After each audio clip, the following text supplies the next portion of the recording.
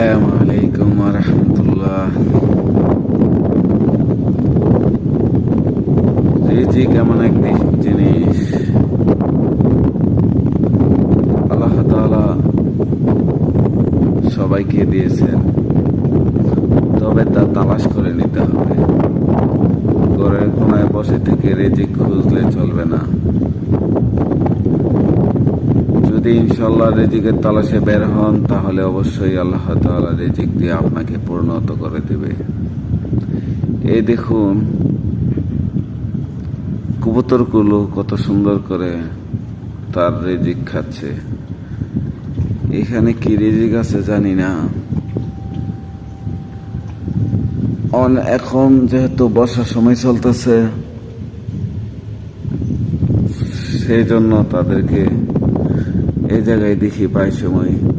যেহেতু আলহামদুলিল্লাহ ফজরের নামাজের পর আমি এখানে বসি,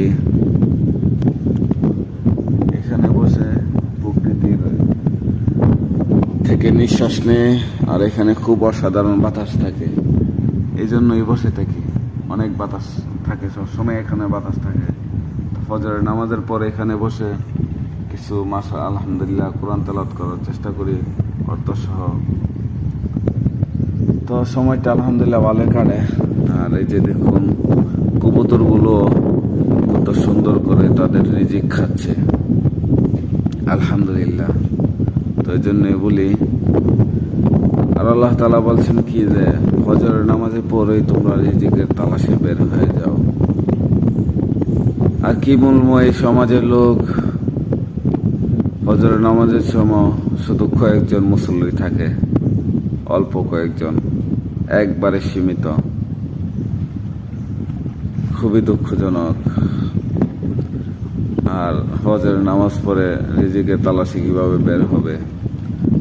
10টা 8টা না বাজলে তো তাদের ঘুমই শেষ হয় না।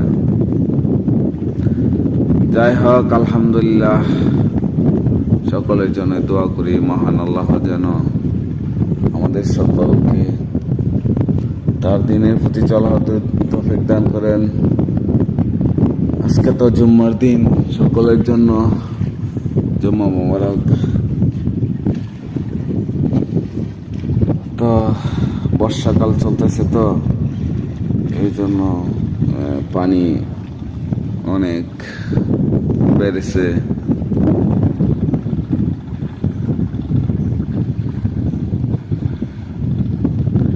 এটা হচ্ছে ভৈরব, কিশোরগঞ্জ জেলা ভৈরব। আর এই ফিটকিরিকে সবাই চেনেন, আমাদের সাইডের লোক হলে চিনবেন। আর এটা তো অনেক বড় ফিটকিরি, ফার্টিলাইজার বলে। এইখানে সারের ফিটকিরি আছে।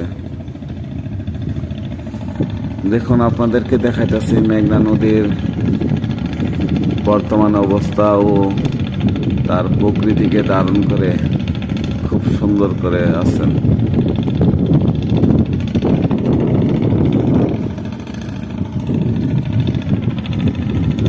খুবই ভালো লাগে। এই যে দেখুন কত সুন্দর করে তাদের খাবার খাচ্ছে। আলহামদুলিল্লাহ, শুকরিয়া মহান রব। কত সুন্দর সৃষ্টি তার, মহান আল্লাহ তাআলা।